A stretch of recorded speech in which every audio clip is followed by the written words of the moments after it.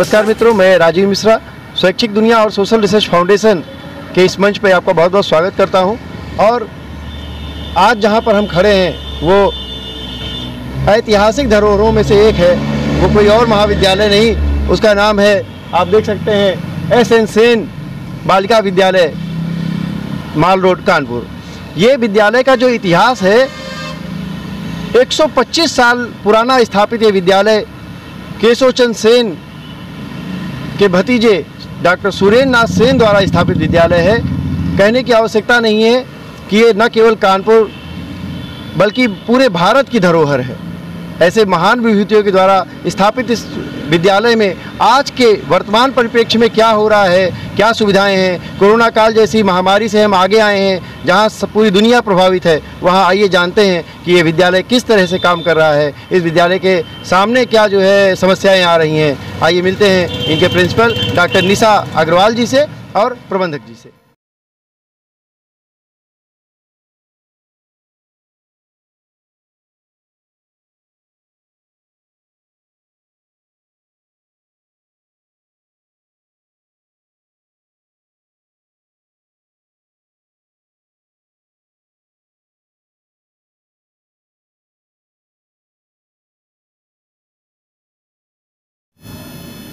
आइए, जैसा कि हमने पीछे वार्ता किया कि इस अभूतपूर्व उपलब्धि जो हमारे कानपुर की है, 125 साल पुराने महाविद्यालय में हम बैठे हैं। इनकी प्रिंसिपल डॉक्टर निशा अग्रवाल जी हमारे साथ हैं। 2020 में आपने पदभार ग्रहण किया है।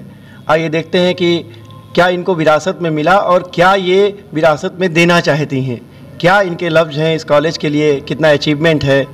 आइए रूबरू बात करते हैं डॉक्टर निशा अग्रवाल जी से। आपका स्वैच्छिक दुनिया के इस चैनल में और आपका धन्यवाद राजीव जी। मैं निशा अग्रवाल हूँ। वैसे बेसिकली मैं शिक्षा शास्त्र की विभागाध्यक्षा थी और मैंने यहाँ पर 1996 में ज्वाइन करा था। आज 27 वर्ष हो गए इस कार्य को मुझको यहाँ पर कॉलेज में रहते हुए। जी, कहने की आवश्यकता नहीं है मैम, जब शिक्षा शास्त्र से हैं तो शिक्षा के प्रति विशेष लगाव होगा और शायद यही कारण है कि आप आज कॉलेज का प्रतिनिधित्व कर रही हैं। तो महाविद्यालय की जो आंतरिक अनुशासन है मैम, उसको किस तरह से लेती हैं? क्योंकि जो प्राचार्य पद होता है वो एकेडमिशियन का पद होता है, तो कैसे ले रही हैं, कैसे प्रशासन संभाल रही हैं यहाँ? मैं यहाँ पर पहले जब विभागाध्यक्षा थी तो उसके बाद मुझे जो प्राचार्य का कार्यभार मिला, तभी से मैंने एक ही मेरा सपना था कि मैं किस प्रकार से इस कॉलेज को चलाऊं जिससे कि सब लोग आपस में मिलकर कार्य करें और सब लोग का हंसी खुशी का माहौल रहे। तो मैंने कार्यभार ग्रहण करते ही सबसे पहले महाविद्यालय में हमारे विभिन्न प्रकार के जो पर्व थे सबको एक साथ मिलकर मनाने की घोषणा करी। क्योंकि कोरोना पीरियड था, कोरोना का समय था, लोग आमने सामने मिल नहीं पा रहे थे, लेकिन धीरे धीरे उन परिस्थितियों से उभरते हुए महाविद्यालय में अनुशासन एक समिति बनाई गई जिसका कि एक चीफ प्रॉक्टर होता है और उसमें कमेटी के 5 सदस्य बनाए गए और हर कमेटी का सदस्य अपने में पूरी तरह सक्षम है, पूरी तरीके से कार्य करता है। हर फ्लोर पर उनकी निगरानी में बच्चे रहते हैं। महाविद्यालयों में बहुत सारी चीज़ें ऐसी होती हैं कि बच्चे महाविद्यालय में मोबाइल लेके आ जाते हैं, क्लासेस में सेल्फी खींचते रहते हैं। तो उस समय से हमारे महाविद्यालय में इस तरीके का एक कड़ा अनुशासन रहता है कि बच्चे महाविद्यालय में मोबाइल तो लाएं लेकिन साइलेंट करके अपने पास रखे रहें और जितनी भी चीज़ें हैं वो चीफ प्रॉक्टर के द्वारा, अनुशासन समितियों के द्वारा बच्चों को सिखाई जाती है। क्योंकि जैसे कि स्वच्छता का अभियान चलता है और हमारे आत्मनिर्भर बनाने के लिए समय समय पर प्रोग्राम चलते रहते हैं, जैसे कि एनसीसी है, एनएसएस है, रोवर्स रेंजर्स है, सभी प्रकार की हमारे यहाँ टीमें अलग अलग बनाई रहती हैं जिसमें कि 10 छात्रों को अनुशासन के लिए बनाया गया है, चुना गया है। हर पीरियड में वो बच्चियाँ जो हैं अनुशासन के क्षेत्र में बच्चों को देखती रहती हैं और उनके ऊपर जितने भी टीचर्स हैं उनसे उनका कांटेक्ट बना रहता है। बहुत अच्छा है मैम। अगला प्रश्न मेरा ये है कि सेनापति की जीत तभी होती है जब सेना सुसज्जित होती है, सेना सहयोगी होती है।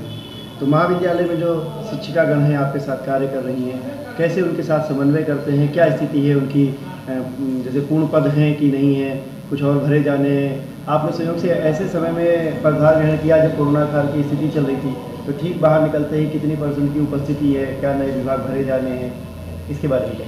जब मैं आई थी यहाँ पे, मैंने ज्वाइन करा तो जब कोरोना काल की स्थिति बहुत ही भयानक रूप ले चुकी थी, लॉकडाउन का स्तर चल रहा था।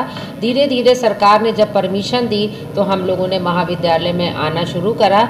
लेकिन हमारी जो शिक्षिकाएं हैं, सैटरडे संडे को छोड़कर जैसे ही सरकार ने अलाउ करा तो महाविद्यालयों में सभी शिक्षिकाएं आने लगी और सब शिक्षिकाओं ने हमारे साथ कदम से कदम मिलाकर कार्य किया, जिससे कि हमारा आपस में बहुत ही अच्छा तालमेल बैठता है। क्योंकि सभी टीचर्स मिलकर इतना अच्छा कार्य करती हैं, जब हम लोग आपस में बैठते हैं तो कभी हमको ये एहसास ही नहीं होता है कि ये हमारी शिक्षिकाएं हैं। आपस में एक बहन की तरह व्यवहार होता है और उसी तरीके से ये विद्यालय अच्छा चलता रहता है। जैसा कि मैं बताऊं, शासन की तरफ से जिन विभागों में टीचर्स नहीं थे उन विभागों में सरकार की तरफ से विज्ञापित पदों पर हमारे यहाँ टीचर्स आ गए। तो हमारे यहाँ जब भी टीचर्स की कमी होती है तो वो हमारे यहाँ पार्ट टाइम टीचर्स के रूप में पूरी कर ली जाती है। लेकिन शिक्षिकाओं का बच्चों के प्रति भी, प्रिंसिपल के प्रति भी और तृतीय चतुर्थ श्रेणी के प्रति भी बहुत अच्छा आपस में समन्वय है। कितनी शिक्षिकाएं हैं मैम?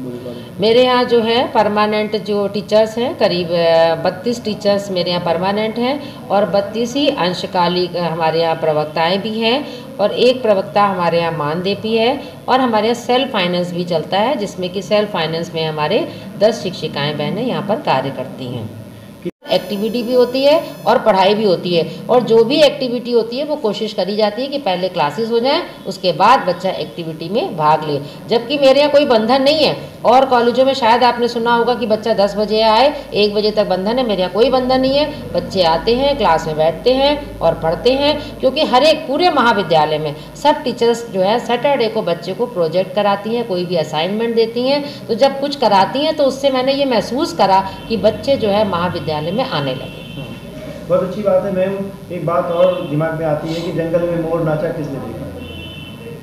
आप अंदर अपने महाविद्यालय के अंदर बहुत सारी प्रतियोगिताएं करा रही हैं, सारी चीज़ें हैं। जब हम विश्वविद्यालय स्तर पे जाते हैं, मंडल स्तर पे जाते हैं, वहाँ महाविद्यालय में जो प्रतियोगिताएं हैं वहाँ बच्चों का स्तर क्या जाता है? बहुत अच्छा स्तर होता है। मेरे यहाँ स्पोर्ट्स में भी बहुत अच्छा होता है। बच्चे बाहर जाते हैं, पुरस्कार लेके आते हैं। महाविद्यालय में भी जाती है हमारी टीम, 2nd, 3rd या 1st, हर समय कुछ ना कुछ उनको प्राइज़ मिलता है। और मैं आपको बता दूं, मेरे यहाँ NCC की 2 लड़कियों का परेड में भी सिलेक्शन हो चुका है। रोवर्स रंजन में राज्यपाल द्वारा अभी उनको पुरस्कारित किया जाएगा। मतलब ऐसा नहीं है कि हम महाविद्यालय में ही हैं। जब हमारे यहाँ कुछ पिछले 5 वर्षों से अंतर विश्वविद्यालय प्रतियोगिता भी कराई जा रही हैं। प्रत्येक महाविद्यालय से ये सूचना जाती है तो हर महाविद्यालय के बच्चे यहाँ पर आकर करते हैं। पिछले कोरोना काल में हमने अंतर कॉलेजिएट नहीं कराया, क्योंकि कोरोना की स्थिति से हम लोग नहीं उभरे थे, इस वजह से नहीं हो पाया। लेकिन हर साल हमारे यहाँ ये परिस्थिति होती है, क्योंकि हमारे बच्चों का बाहर से भी कंपटीशन होता है कि हम किस स्तर पर हैं, तो उससे हम लोगों को ये लाभ मिल जाता है। अच्छा, जब पाठ्यक्रम की बात आती है MA BA तो आजकल बच्चा ऐसे ही ले लेता है। जो वास्तविकता है देश की वो ऐसी है कि ग्रेजुएशन और जो पोस्ट ग्रेजुएशन है उसको तो ऐसे ही मान ले रहे हैं। लेकिन जब हम BCA लेवल की बात करते हैं, तब BCA की बात करते ही, मैनेजमेंट कोर्सेज की बात करते ही प्लेसमेंट की बात भी निकल के आ जाती है। तो प्लेसमेंट की स्थिति में महाविद्यालय कहाँ होता है? प्लेसमेंट में हमारे यहाँ एक प्लेसमेंट सेल बनाया गया, जिसकी कि मैं भी इंचार्ज हूँ और मेरी 4 सदस्यीय टीम भी यहाँ पर है। तो जब प्लेसमेंट के लिए होता है तो हमारे यहाँ कॉलेज में अब नहीं आते हैं लोग, क्योंकि हमारा एम्प्लॉयमेंट ऑफिस से हमारी कई बार बातचीत हो चुकी थी। तो उन्होंने कहा नहीं मैडम, हम एक विश्वविद्यालय में करते हैं, आप अपने यहाँ के बच्चे प्लेसमेंट के लिए वहाँ पर भेजें। तो यहाँ पर एक कैरियर काउंसलिंग की 10 दिन की वर्कशॉप करी गई थी, जिसमें कि 5 बच्चों का सिलेक्शन हुआ था, जिनको कि 25,000 पर मंथ का जॉब भी उनको मिला था। बहुत सुंदर है मैम, आपको ही इन सब बातों के लिए बधाई। एक बात और पूछना चाहता हूँ, लड़कियों का महाविद्यालय है और आजकल जिस तरीके से लड़कियों के साथ शोषण और बहुत सारी चीज़ें निकल के आ रही हैं, तो कहीं न कहीं ये सरकार द्वारा भी कहा जाता है कि जहाँ लड़कियों की संख्या ज़्यादा है वहाँ एक रिड्रेसल कमेटी बनाई जाए, जिसमें लड़कियाँ अगर उनके साथ कोई अनहोनी हो रही है तो अपनी बातों को कह सकें। ऐसी स्थिति में आपने क्या प्रबंधन किया है, आंतरिक प्रबंधन क्या है आपका? हमारे आंतरिक प्रबंधन में कमेटियाँ बनी हुई हैं, है ना। इस कमेटी के माध्यम से हर सैटरडे को, लगभग एक सैटरडे ही दिन ऐसा होता है थोड़ा लोग फ्री हो पाते हैं, तो यदि किसी बच्चे की कोई समस्या होती है तो वो उस दिन उस समस्या का समाधान करा जाता है। एक पत्र पेटी भी यहाँ पर लगवाई गई है। यदि अगर किसी की बच्चे की कोई समस्या है, मान लो नहीं बताना चाहता है, तो वो रिटर्न रूप से उस शिकायत पत्र में अपनी समस्या को डाल दे, फिर उसका निस्तारण किया जाता है, क्योंकि यहाँ पर सब तरीके के सेल बने हुए हैं हमारे यहाँ। चलिए, बहुत बढ़िया बात है मैम। एक बात और भी है कि आपका शिक्षक स्टाफ बहुत अच्छा है, महाविद्यालय की अपनी स्थितियाँ बहुत अच्छी हैं। शिक्षणेतर स्टाफ का सहयोग या उनका जो लेवल है वो क्या है? हमारे यहाँ सभी भी कर्मचारियों का जो लेवल है वो बहुत ही अच्छा है, आपस में सामंजस्य बहुत है।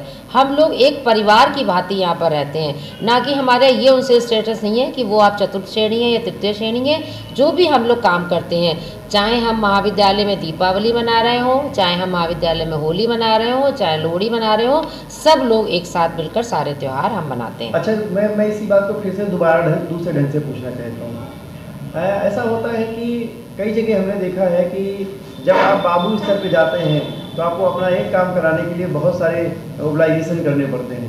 कहने की आवश्यकता नहीं है, आपके यहाँ भी विंडोज़ हैं, एडमिशन काउंटर्स हैं, लाइब्रेरी काउंटर है। क्या किसी बच्चे को ऐसा कोई मोल भाव तो नहीं करना पड़ता? नहीं, हमारे ऐसा कुछ मामला पकड़ा जाता है तो क्या करते हैं? हमारे यहाँ ऐसा कुछ भी नहीं है, सारी चीज़ें हमारे यहाँ ऑनलाइन है, तो हमारे यहाँ कोई इस तरीके की व्यवस्था नहीं है। सारे जो हमारे कर्मचारी हैं उनका बच्चों के प्रति भी बहुत अच्छा व्यवहार है, क्योंकि फीस का माध्यम में होता है तो वो सारा हमारा ऑनलाइन है, बैंक में जमा होता है, बैंक से ही सारी चीज़ें होती हैं। ऑनलाइन बच्चे को फॉर्म भरना होता है साइट पर जाकर, और ऑनलाइन का जो फीस का स्ट्रक्चर आता है वही बैंक में जमा करना होता है। यदि कोई ऐसी कोई समस्या आती है तो वो हमारे सब लोग मिलकर उसका निपटारा कर लेते हैं। सब्जेक्ट है, बहुत महत्वपूर्ण मुद्दा है, जहाँ से बच्चे का अपना विकास होता है। जब आपके यहाँ BCA, BSc और आर्ट है तो जाहिर सी बात है कि पुस्तकालय, लेबोरेटरी, स्पोर्ट्स और NCC ये भी महत्वपूर्ण अंग हैं। इनकी क्या स्थितियाँ हैं? हमारे यहाँ बहुत अच्छी स्थिति है, यानी कि लगभग 25,000 जो बुक्स हैं। लाइब्रेरी बहुत बड़ी लाइब्रेरी है, बहुत अच्छी लाइब्रेरी चल रही है हमारे यहाँ। NCC, NSS, रोवर्स, रेंजर्स सारी चीज़ें बहुत अच्छी चल रही हैं, क्योंकि इतनी व्यवस्थाएं हैं, इतना बड़ा कॉलेज, इतनी छात्राएं, तो सभी की सुविधाओं का भी ध्यान यहाँ पर रखा जाता है। अच्छा, एक बात और मैं बस पूछना ही चाह रहा था, एलुमनाई एसोसिएशन एक बहुत महत्वपूर्ण अंग है, और जाहिर सी बात है जब हम 125 साल से गति कर रहे हैं तो बहुत सारे लोग जाके हमसे भी ऊंचे मुकाम पे मिले होंगे। कोई ऐसा उदाहरण याद आता है? हाँ, एलुमनाई हमारे यहाँ एसोसिएशन है, हर 2 साल के बाद हम लोग फंक्शन करते हैं, और यहाँ की बहुत लड़कियाँ पढ़ी हुई डॉक्टर हैं और VC तक बन गई हैं। और आपको मैं बताऊं, अभी सन 2020 में डॉक्टर उषा यादव जो यहीं की पढ़ी हैं, पद्मश्री का उनको पुरस्कार मिला है। 8 मार्च को हम उनको बुलाने वाले हैं, उनको सम्मानित करेंगे कि वो हमारे महाविद्यालय की पढ़ी हुई हैं, छात्रा हैं यहाँ की। तो हमारे एलुमनाई भी जुड़ा हुआ है, सारे लोग आते हैं, जितने भी डॉक्टर्स हैं। कुछ बच्चियाँ तो ऐसे कहीं ना कहीं जाकर हमको मिल जाती हैं, बाहर जाती हैं, अमेरिका में भी हैं, ऑस्ट्रेलिया में भी हैं, कहीं बाहर जाती हैं, लेकिन वो यहाँ पर आती हैं, बराबर जुड़ी रहती हैं हम लोगों से। बहुत अच्छी बात है मैम। और अंतिम प्रश्न, क्योंकि अभी तो कारवां शुरू ही हुआ है, अभी तो मंजिलें बहुत आगे तक की हैं, और आप जैसा जब प्रतिनिधित्व है तो जाहिर सी बात है हमारी सभी शुभकामनाएं बहुत आगे जाएंगे। तो आगे आपके पदभार में कॉलेज कहाँ तक की उन्नति करने वाला है? क्या एजेंडा है आपका? क्या भविष्य की गतिविधियाँ हैं, योजनाएँ हैं, क्या सोचती हैं आप? क्योंकि जब हम प्रिंसिपल के अलावा बैठे होते हैं तब लगता है कि हम प्रिंसिपल बनेंगे तो हम ये करेंगे, कुछ ऐसा होगा। अभी आप उस पद पे आ चुकी हैं तो जाहिर सी बात है आपको करना है, योजना तो बनानी नहीं है। क्या नहीं, तो हमारा आने से पहले एक विज़न तैयार हो गया था।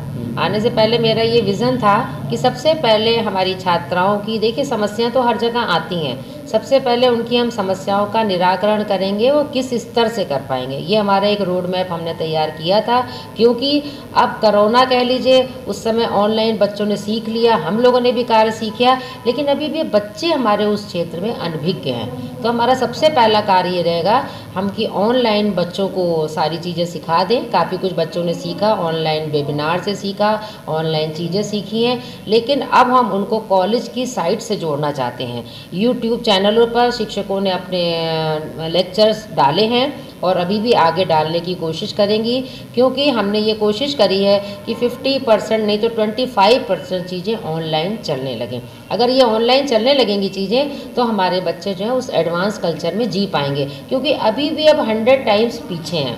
बहुत समय है कि अभी हम लोग बहुत पीछे हैं, हमको बहुत आगे बढ़ना है। और हमारा ये चीज़ें थी कि सारा वेल इस्टेब्लिश जो कमियां हैं वो हम अपने कार्यकाल में पूरी कर जाएं, जिससे कि बच्चे उस कार्यकाल को याद रखें कि ये हुआ इस कॉलेज में। तो हमारा यही एक कहना है, क्योंकि आजकल सारी चीज़ें ऑनलाइन चल रही हैं, पहले बच्चे उसको सीखें, अनुशासित रहें और पढ़ के इस महाविद्यालय का नाम रोशन करें, जो कि हमारे पुराने पूर्वजों ने जिस सोच से ये महाविद्यालय खोला, उस महाविद्यालय का नाम रोशन करें। जैसा कि उषा यादव जी ने नाम रोशन करा कि पद्मश्री मिला, ऐसी अगर और बच्चे हमारे सामने आ जाएंगे तो वो हमारे लिए एक रोल मॉडल बन जाएंगे। बहुत ही अच्छी बात है मैम। चलते चलते एक बात और दिमाग में आ रही है, क्योंकि साहित्य समाज का आईना होता है, शिक्षक सामाजिक गुरु होता है। तो और दूसरी बात ये कि कोरोना ने हमको बताया कि हम ऑनलाइन क्लासेस कर सकते हैं, हम ज़्यादातर ऑनलाइन पहुंच गए, but science is a good servant but a bad master. तो अब क्या हो रहा है कि ऑनलाइन क्लासेस तो दूसरी जगह हैं, लेकिन वेब सीरीज़ के माध्यम से कुछ चीज़ें ऐसी निकल के आ रही हैं जो अच्छी नहीं हैं।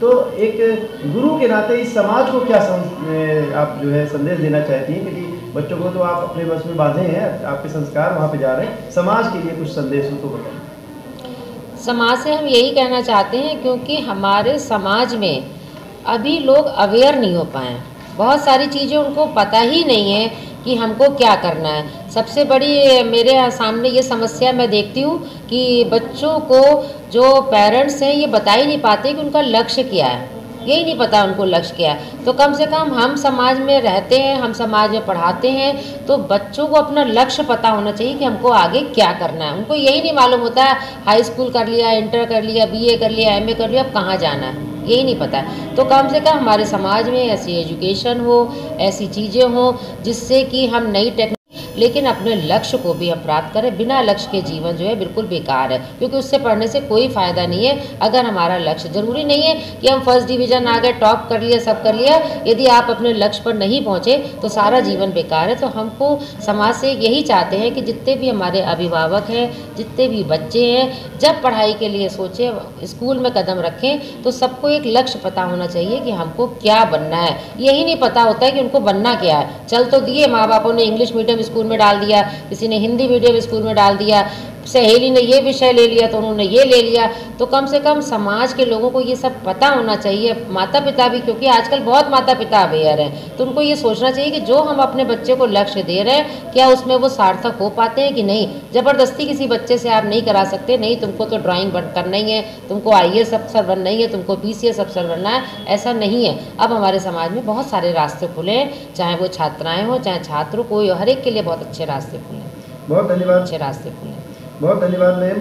आपने देखा कि हम बात कर रहे थे डॉक्टर निशा अग्रवाल जी से, जो कि प्रिंसिपल हैं एस.एन. सेन कॉलेज। केवल एक महाविद्यालय का नाम नहीं है, बल्कि पूरे इतिहास का नाम है। 125 साल पुरानी इस संस्था की नींव जब पड़ी तो वो कोई एकेडमिक विजन के साथ नहीं पड़ी, वो एक समाज सेवा के साथ पड़ी।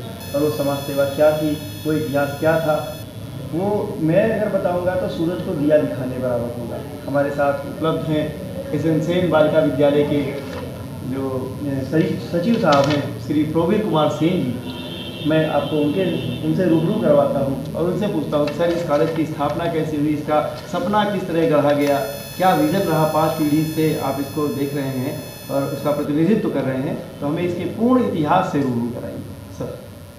1870 के दशक में जयपुर से कानपुर आए बाबू जोगेंद्रनाथ सेन अपने 3 बेटों के साथ, डॉक्टर सुरेंद्रनाथ सेन, वीरेंद्रनाथ सेन और ब्रजेंद्रनाथ सेन। 1883 में बंगाली लाइब्रेरी का निर्माण कराची खाने में हुआ। 1898 में मॉल रोड स्थित निज निवास के आंगन में 15 लड़कियों के साथ बालिका विद्यालय की नींव पड़ी। 1903 में बालकों के लिए आदर्श बंग विद्यालय या AB विद्यालय की स्थापना हुई। 1914 को सोसाइटी का गठन हुआ ताकि विद्यालयों का विस्तार हो सके। 1919 में वर्तमान भूमि का क्रय हुआ सोसाइटी द्वारा ताकि बढ़ी हुई छात्र संख्या के साथ विद्यालय व्यवस्थित रूप से चले। 1923 में एस.एन. सेन इंटर कॉलेज का वर्तमान भवन बनकर तैयार हुआ, जिसका उद्घाटन तत्कालीन ब्रिटिश सरकार के गवर्नर ऑफ औध ने किया था। 1953 में स्नातक कार्यक्रम हेतु एसएन सेन डिग्री कॉलेज की स्थापना हुई। 1985 में परास्नातक कक्षाएं प्रारंभ हुई। वह महाविद्यालय का नाम SN Sen post graduate college हो गया। 1966 में को एजुकेशन व अंग्रेजी माध्यम की मांग को देखते हुए सिद्धेश्वर सेन मेमोरियल शिशु मंदिर की स्थापना हुई, जो जल्द ही 12वीं तक का ICSE इंग्लिश मीडियम स्कूल बनने वाला है। 1977 में वोकेशनल कोर्सेज की ज़रूरत को देखते हुए शहर या सबसे पुराना नर्सरी टीचर्स ट्रेनिंग इंस्टीट्यूट की स्थापना हुई, जिसे 2012 में शिक्षा भारती पुरस्कार से भी नवाजा गया। 2019 को पोस्ट ग्रेजुएट कॉलेज में प्रोफेशनल कोर्सेज की शुरुआत हुई, जिससे स्टूडेंट्स को जॉब मिले और वे कोर्स के तुरंत बाद आत्मनिर्भर हो पाए। 15 बच्चों से जो स्कूल स्टार्ट होके आज 5-10 हज़ार बच्चों तक है, वो एक बहुत ही गरिमामय इतिहास है। सर, जब कोई चीज़ चलती है तो उसके पीछे बहुत सारी कहानियाँ होती हैं। जाहिर सी बात है कि बस तो चल रही है, लेकिन ड्राइवर्स जब तक अच्छे नहीं होते तब तक नहीं चल पाते। तो प्रबंधन का इतिहास सर मैं देख पा रहा हूँ कि यहाँ पे सबसे पहले सुरेंद्रनाथ सेन थे जी, उनके बाद उनके बेटे हमारे फादर मतलब जी, उसके बाद हम हुए, अब मेरा बेटा भी आ गया है, ही इज जॉइंट सेक्रेटरी।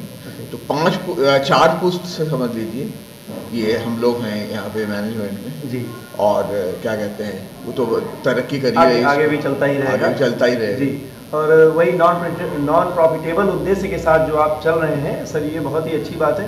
तो कितने तरह के विद्यालय हैं, मतलब यही इंटर कॉलेज और नहीं, पहले तो है केजी है, उसके बाद वो 12 तक है इंटर जी, उसके बाद ग्रेजुएशन, उसके बाद पोस्ट ग्रेजुएशन जी। सर, अब इतना तो सब अच्छा चल रहा है और एक बहुत अच्छी बात निकल के आई कि जब उन्मा ने कहा कि अगर कभी आपके पास पैसा हो तो आप एक लड़कियों का कॉलेज खोलें, और एग्जैक्टली 5 पुस्तों से आप लोगों ने इसको संभाला और आगे भी आगे जो पुस्त दर पुस्त ये चीज़ें होती चली जाएंगी, ऐसी कामना है।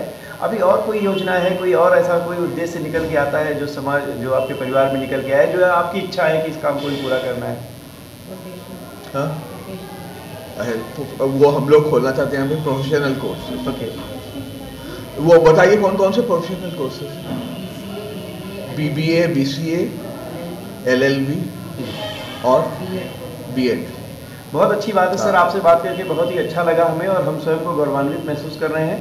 और जैसा सर ने बताया कि केजी से शुरू हुआ, जो परास्नातक तक ये विद्यालय गया, ये संस्थान गए, और अब सर का उद्देश्य है कि ये प्रोफेशनल कोर्सेज की तरफ जाए, क्योंकि जब दुनिया बदल रही है तो हमको भी बदलाव करना ही। पुराना आपका संस्थान है, हम उन्हें 1898 से बात कर रहे हैं, तो इतिहास की कोई ऐसी धरोहर, कोई ऐसा संस्मरण जो आपके दिमाग में हो, जो आप हमारे दर्शकों को बताना चाहते हो, तो कृपया। अच्छा, यहाँ पे आए थे रविन्द्रनाथ टैगोर, तो यहाँ पे फंक्शन था, उसमें रविन्द्रनाथ टैगोर आए हुए थे। वेस्ट बंगाल के जो चीफ मिनिस्टर थे डॉक्टर और दक्षिण सुभाष चंद्र बोस छुपने के लिए आए थे जब भाग रहे थे अंग्रेज गवर्नमेंट से। ये जो बगल वाला मकान है, बाहर अगर जाएं तो देखेंगे, वहाँ पे छुपे हुए थे और वो बीमार थे। हमारे ग्रैंडफादर ने उनको का इलाज किया था। तो जब वो देखने गए तो वो थोड़ा सा वो खूबसूरत देखने में थे, गोरे थे, बिल्कुल फूले फूले गाल थे। तो हमारे ग्रैंडफादर उनके गाल में हाथ देके कहा, तुम इतने बड़े बड़े काम कर रहे, तुम तो बिल्कुल बच्चे हो। तो वो हंसने लगे, कहा कि तुम इतने बड़े बड़े सुनने में आता, ये कर रहे हो, वो कर रहे हो, उसके क्या कहते हैं, अंग्रेज गवर्नमेंट के छक्के छुड़ा दिए तुमने, और तुम तो बिल्कुल बच्चे से हो बिल्कुल। तो वो हंसने लगे। तो वो उनको बुखार था, तो उन्होंने दवा देकर उनको ठीक किया। तो फिर वो चुपके से यहाँ से निकल गए जब वो भाग रहे थे, मतलब आउट ऑफ इंडिया। और हमारे ग्रैंडफादर जो हैं, जो एनार्किस्ट थे, जैसे ये भगत सिंह टाइप के लोगों को छुप छुप के ये देते थे, मदद देते थे, फाइनेंशियल आर्थिक सहायता। तो एक बार हमारे फादर को उसी लोगों ने, मतलब वसूली के लिए कि ज़्यादा पैसा उनको ज़रूरत था, वो अस्त्र खरीदते थे ना, तो उनको किडनैप किया था। अच्छा, किडनैप करके एक मकान में ले गए और कहा कि खून यहाँ से खून निकाल दिया। खून निकाल के कहा कि इस खून से लिखो कि हमें 10,000 रुपये दो, मतलब फादर को, नहीं तो ये हमें मार डालेंगे।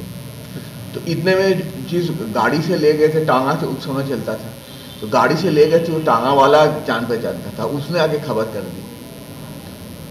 तो हमारे ग्रैंडफादर गए, पुलिस लेके छुड़वाया फादर को।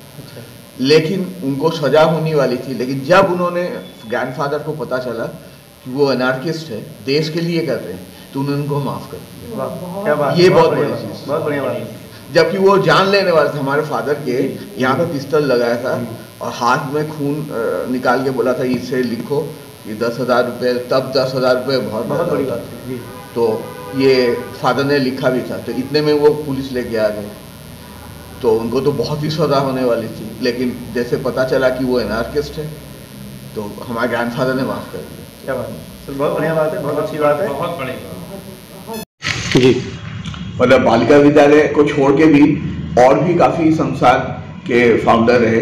एक तो है IMA, इंडियन मेडिकल एसोसिएशन, क्योंकि वो पहले डॉक्टर थे, यहाँ पे कोई डॉक्टर, उसके बाद सब डॉक्टर आने लगे, तो उन्होंने उनको लेके यहाँ पे क्या नाम इसका, नवीन मार्केट में देखा हुआ IMA हॉल, तो उसके वो प्रतिष्ठाता थे और 16 साल उसका प्रेसिडेंट रहे। यहाँ पे लातूर रोड में हिंदू अनाथालय, नाम सुना हो जी जी, उसकी ज़मीन उन्होंने दान की।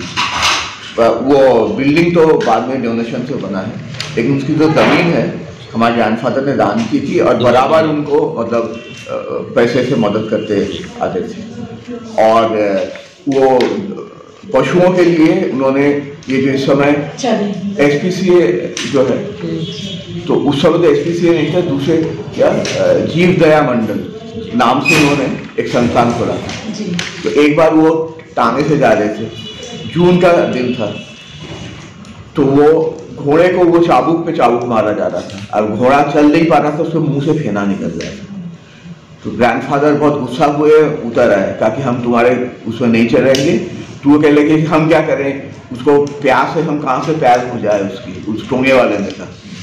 तब उन्होंने अपने पैसे से हर चौराहे पे वो हौदा जो होता है पत्थर के, उस समय पत्थर के हौदे बनते थे, वो रखा दिए थे पानी भर के, जिससे जानवर लोग जो हैं वो वहाँ पे पानी पी सके। एक बार वो पुल तक घूमने जाते थे मॉर्निंग वॉक, तो वहाँ पे देखा एक उधर से एक औरत आ रही, घास का टोकरी लेके, बहुत बड़ा यहाँ पे घास, तो वो चल नहीं पा रही।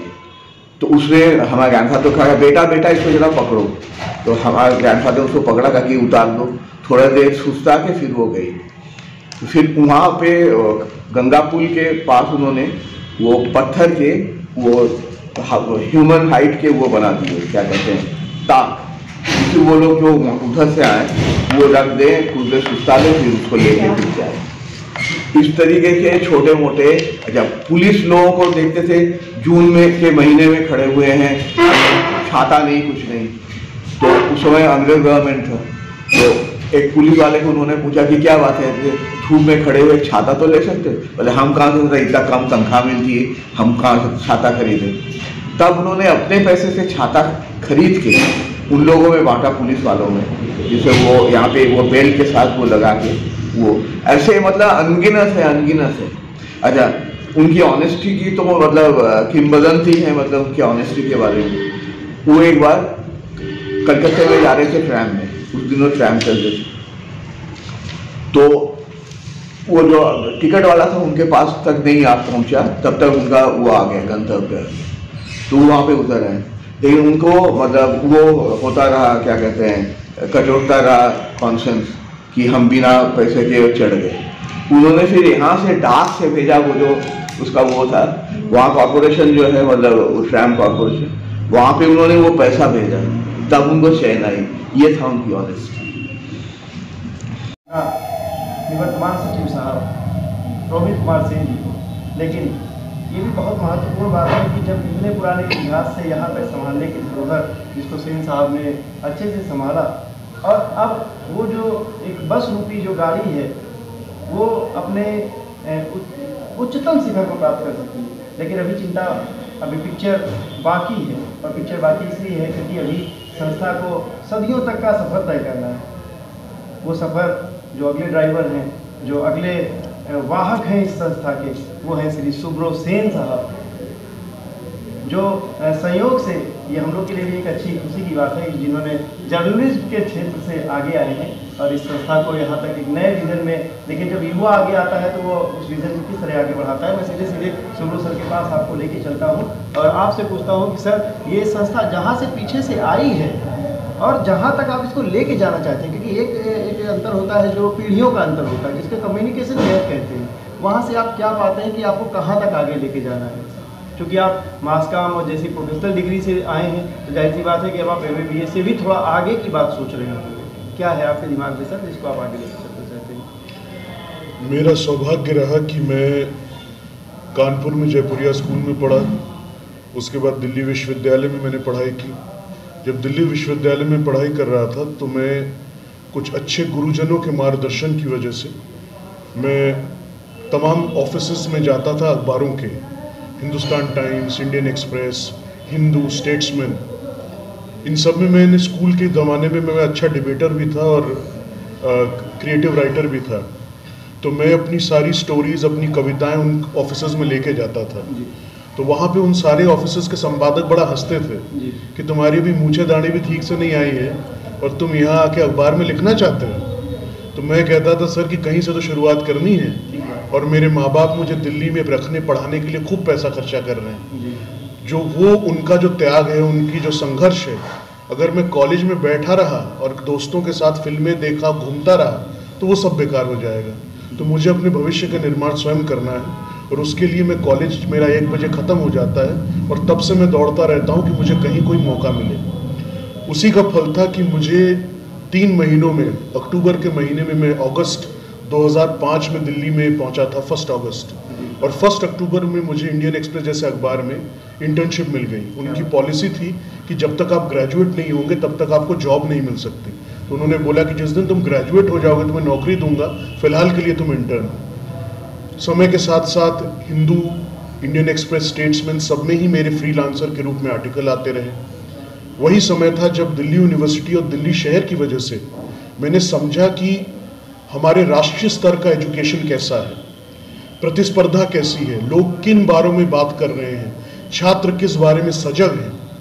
और वहाँ से मेरा एक बुद्धि का आयाम खुला, अच्छे दोस्तों, अच्छे मित्रों, अच्छे गुरुओं की वजह से। दिल्ली एक ऐसा शहर है, आप लोग जानेंगे, जहाँ कश्मीर से कन्याकुमारी और गुजरात से लेकर मणिपुर तक का बच्चा आता है। तो आप भिन्न भिन्न लोगों की समस्याएं, भिन्न भिन्न लोगों की आकांक्षाएं, इस देश के कोने कोने से आए छात्रों के सपनों से वाकिफ होते हैं। तो वही समय था जब मैंने बहुत कुछ सीखा। जैसा कि मैंने बोला, गुरु थे हमारे, एडिटर्स जिन्होंने हमको बहुत कुछ सिखाया, हमारे प्रतिस्पर्धी जो हमारे डिबेटिंग में और एजुकेशन में थे। इसके बाद मैंने कोशिश करी कि मैं पढ़ाई का स्तर और आगे बढ़ाऊं और मैंने नॉर्थ वेस्टर्न यूनिवर्सिटी शिकागो, जो आज भी पूरी दुनिया में ब्रॉडकास्ट जर्नलिज्म का सबसे अच्छा स्कूल माना जाता है, मैंने वहाँ के लिए अप्लाई करा। ईश्वर की कृपा रही, मेरा सिलेक्शन हो गया और वहाँ मैंने तालीम हासिल करी। वहाँ पे मैंने ब्लूमबर्ग जैसे संस्थान में काम करा। वहाँ से लौटने के बाद मैं रॉयटर्स में था कुछ दिन और उसके बाद मैंने CNBC TV 18 में काम करा। आज भी इंडिया बिजनेस आवर आता है 9 बजे, वही मेरा शो था। कुछ ऐसी परिस्थितियाँ आई जो मुझे लौट के अपने शहर वापस आना पड़ा, क्योंकि हमारे इन्हीं कॉलेजेस पे कुछ संकट आ गए थे। कुछ ऐसे लोग थे जो इन कॉलेजेस को क्षति पहुंचाना चाहते थे और अगली पीढ़ी को तब बेड़ा उठाना था। तो मेरे सामने 7 साल का अपना संघर्ष था जो 12वीं के बाद मैंने करा वहाँ तक पहुँचने के लिए, और 107 साल का मेरे परिवार का संघर्ष था। तो जाहिर सी बात है कि 107 साल 7 साल पे बहुत भारी है। तो मुझे वापस आना पड़ा। जब से मैं वापस आया, 2013 से मैं कमेटी में हूँ, आज मेरा ख्याल है 7-8 साल हो गए। जो मैंने दिल्ली में सीखा, जो मैंने US में सीखा, जो मैंने अपने एडिटर्स से सीखा, गुरुओं से सीखा, पूरे देश मैं कोशिश करता हूँ कि वो मैं अपने छात्राओं को यहाँ पे दे सकूँ।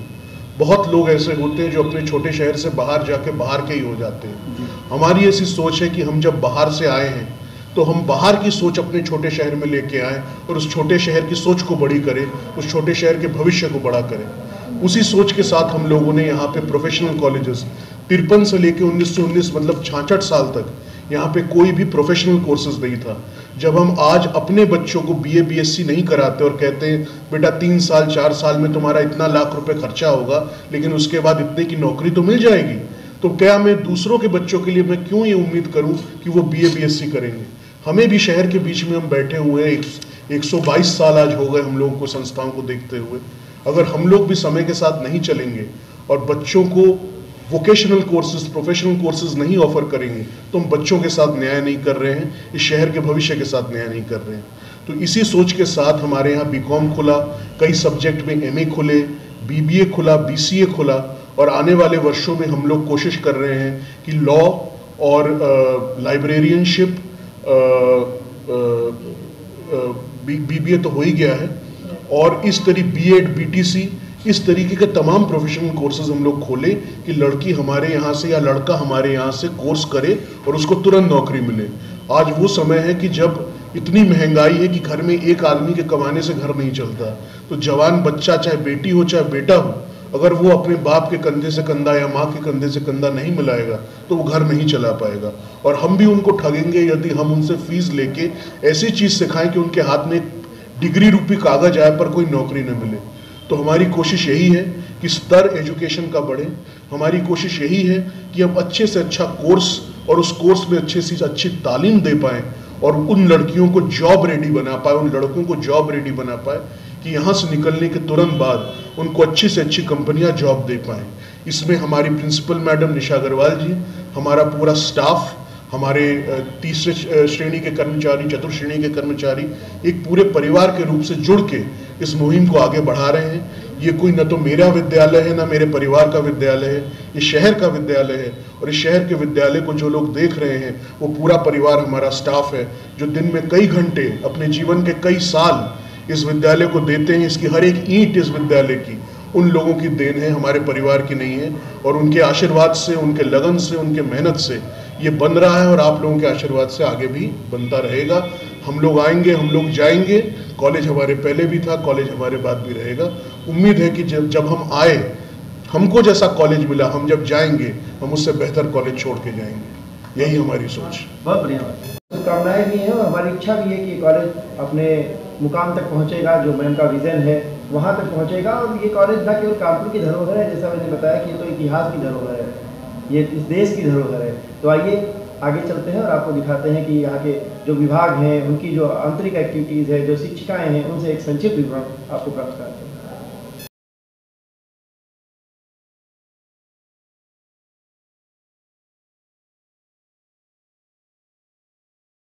है या उनके बहाने भी और अपने लिए भी हम नया नया सीखना चाहते हैं। And I want to just express it कि उतना लोगों को हम कर सकें।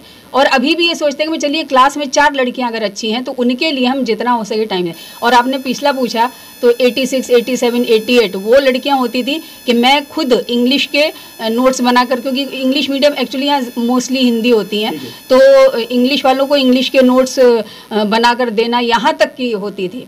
अब जितना हो सकता है वो करते हैं, लेकिन they don't want to learn. ये है सिनेरियो, मतलब एग्जैक्ट हम आपको जो बता रहे हैं वो कि मुझे मतलब ये नहीं बता सकती हूँ कि ऐसा है, अच्छा है, अच्छी है। और दूसरा कि उनकी कहीं कहीं वो लोग नहीं भी है गलत, उनका बैकग्राउंड जैसा है, जिस तरह की हैं, जिस सोसाइटी से आती हैं, तो बता कर कुछ तो सीखती हैं कि भाई ठीक है। हम कहते हैं आप व्यवसाय मत करिए, even if you are a housewife, if you are a mother, at least तुम ये तो जान सकोगे what your children are doing.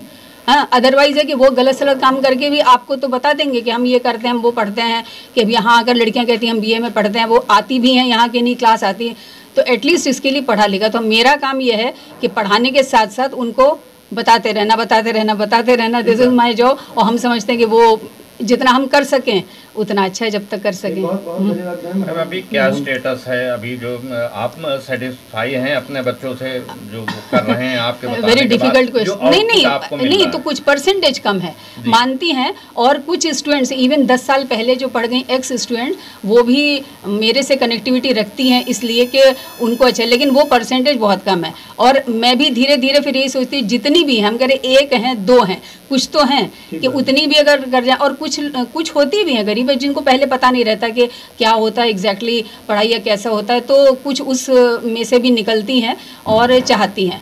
लेकिन मैं मतलब इसी तरह से उनको बताने की भाई ये है। और मेन चीज़ है कि अभी कल परसों जैसे हमने इजी नोट्स की बात की, तो मैंने कहा इजी नोट्स वाले अपना व्यवसाय करते हैं, उनका बिजनेस है और वो अपने बिजनेस से प्रॉफिट देखेंगे, they are not going to do anything good for you. तो ये उनको समझना चाहिए, ये बात हम बताते हैं। बाकी ये है कि भाई आपको जैसे लड़कियां कभी कभी पूछती हैं कि मैडम क्या करना चाहिए आगे, हमने कहा तुम कुछ भी करो, एनी जॉब एनी प्रोफेशन, सबसे पहले ईमानदारी होनी चाहिए। कोई भी जॉब हो, आपका जॉब कोई खराब बुरा अच्छा बुरा नहीं, लेकिन honesty sincerity and 100% to your job ये होना चाहिए। तो मैं अपनी तरफ से कोशिश करती रहती हूँ कि जो हो जाए उतना हो चलता रहता है। बच्चे भी कभी क्लास में जाए नहीं, बच्चे भी इंतज़ार करते हैं। कुछ बच्चे इतने अच्छे होते हैं कि केवल उन 10 बच्चों के सहारे ही पूरा टाइम कट जाता है। ठीक है, तो हम तो उम्मीद करेंगे कि आपका कॉलेज बहुत अच्छे से जाए, बहुत आगे से युवाओं की खोज करें हम लोग। तो मैम आपका कैसा एक्सपीरियंस है? नहीं, मेरा भी बढ़िया एक्सपीरियंस है, क्योंकि बच्चे पढ़ने आते हैं, जो पढ़ने वाले बच्चे हैं वो आराम से पढ़ रहे हैं और इंतज़ार भी करते हैं। ठीक है, thank you.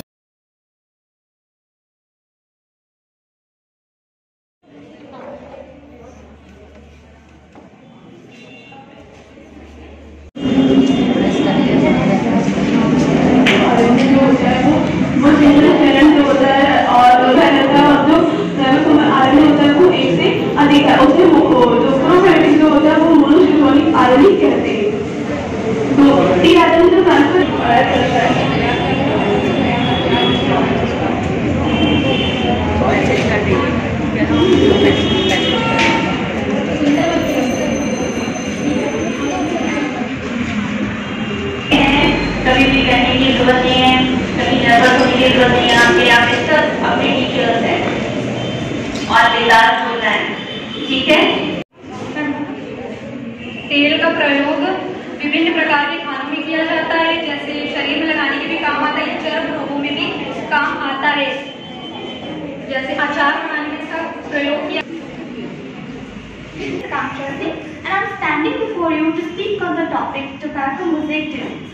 Tobacco mosaic disease is caused by the virus tobacco mosaic virus. Tobacco mosaic virus was the first virus to be discovered. Hence, it has the scientific वहीं से रहते हैं, लेकिन भी पेल पड़ जाते हैं और वो दूर से ही येलो येलो देखने में लगते हैं। जो कोड होता है वो हेलिकल स्ट्रक्चर में होता है और यही उसका जेनेटिक कोड होता है, जो कि बाद में प्रोटीन सिंथेसिस के काम आता है। कैप्सिड लगभग 3100 ये सब बच्चों ने ही बनाया है। मेरे इसमें व्हाट्सएप नंबर दिया है और मेरा मेल आईडी भी है। आप मुझे बोलिए कि अपने क्रिएशंस को हमको भेज दीजिए, ठीक है। और मुझसे बात करके मतलब ऑनलाइन भेजें या ऐसे भेजें? कैसे? व्हाट्सएप पे भेज दें? व्हाट्सएप पे भेज दें, व्हाट्सएप पे भेज दें।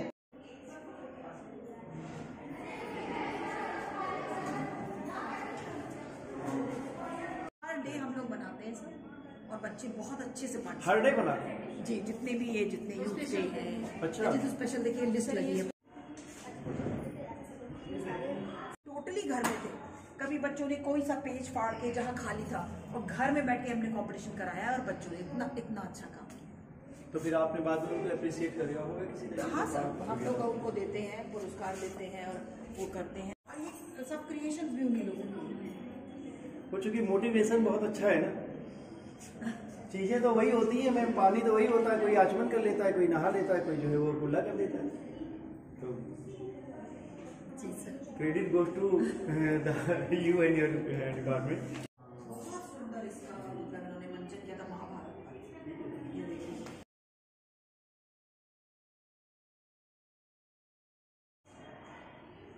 आपकी बातचीत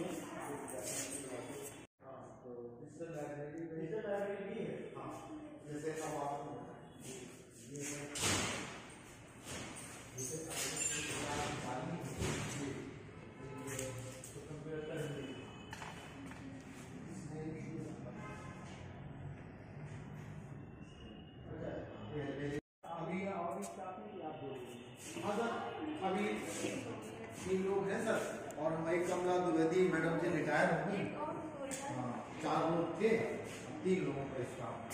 अब किसी कोविड के जमाने से कुछ आगे के लिए तो फिर ज़्यादा होंगे, पूरी दुनिया ही रुक गई।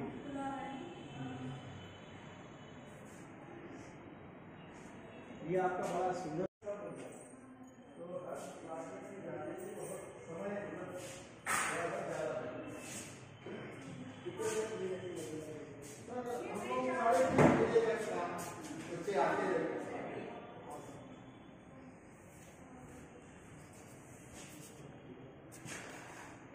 आप बैठिए सर, नहीं जा रही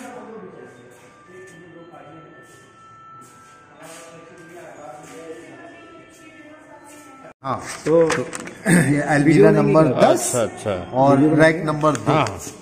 हाँ तो ये सर ऐसे ये डिजिटल नंबर लगा कंप्यूटर। हाँ आपने सारी किताबों की बारकोडिंग कर रखी है और ना केवल ये लाइब्रेरी जो हम देख रहे हैं, लाइब्रेरियन मैडम एसएन सेन की। जी आप लाइब्रेरियन मैडम हैं। मैडम आपका नाम? सपना गुप्ता जी। सपना गुप्ता जी ने हमें बताया कि लगभग 25,000 किताबों से ये जो किताब घर है आपका, लाइब्रेरी है, पुस्तकालय है, सुसज्जित है। और सर आपका नाम? हरि नारायण जी ने हमें बताया कि इस किताब की अगर कैटलॉगिंग करनी है, इसको अगर ढूंढना है हमको, तो आपने बार कोड के साथ सारी किताबों को करके रखा हुआ है। जी रैक नंबर भी पड़ा हुआ है, तो आपको किताब को बहुत ढूंढने की आवश्यकता नहीं पड़ेगी। बस वो कंप्यूटर पे जाएंगे, इंडेक्स खोलेंगे और फटाफट उस किताब को you can get easily from. बहुत बढ़िया, बहुत अच्छी चीज है। आप लोगों का काम एप्रिसिएबल है। आपके प्रयास। आपकी लाइब्रेरी का कितना सहयोग है? कितनी रिसर्च की संदर्भित पुस्तकें कितनी है? रिसर्च तो अभी सर फिलहाल नहीं यहाँ पर ऐसा कुछ चल रहा है, जो कि एमए क्लासेस का है, तो इसलिए एमए तक की अभी है। अच्छा, तो क्या लास्ट ईयर पीएचडी का हमारे यहाँ था जी लेकिन इस बार इस पीएचडी का अभी तो कोविड की वजह से नहीं हुआ है। और रिसर्च में अच्छा, क्या आप लोग जर्नल्स वगैरह भी मंगाते हैं? सारी चीजें होती हैं? हाँ मंगाती हैं, पर अभी कुछ सालों से नहीं आई है। वही चीजें आती हैं, जर्नल्स वगैरह भी आते हैं। ठीक है ये सब इसके पीछे जर्नल्स की अलमारियाँ भी हैं और उस साइड भी सब लगे हुए हैं। जी जी।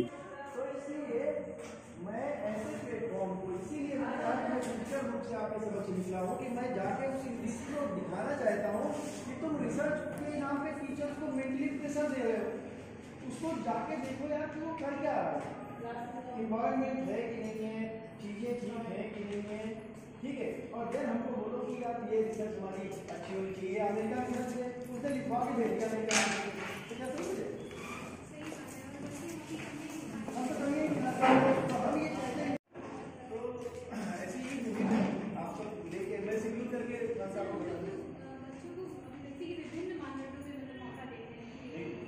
तो देखिए आप कहते हैं ना हाथ में देखो आरती क्या पढ़े लिखो आरती क्या, तो आप जो है शिक्षा, उसका मतलब ही सीखना होता है। तो एजुकेशन सब्जेक्ट में हम और बाकी सारे सब्जेक्ट जैसे आप देख सकते हैं कि साइकोलॉजी, फिलॉसफी, हिस्ट्री और बहुत सारे सब्जेक्ट्स का एक साथ ज्ञान ले सकते हैं। इसीलिए एजुकेशन सब्जेक्ट मस्ट है कि आप आगे किसी भी फील्ड में या किसी कंपटीशन लेवल में भी एजुकेशन सब्जेक्ट बेसिक पे आता है। जी चलिए, क्या शुभ नाम है आपका? रिया। बदलाव ही प्रकृति का नियम है और बदलाव ही आवश्यक भी है हमको अगली पीढ़ी को चांद तक पहुंचाने के लिए। मैं सुरक्षित दुनिया टीम की तरफ से ये उम्मीद करता हूं कि सरकार इस अपना जल्द से जल्द साकार हो।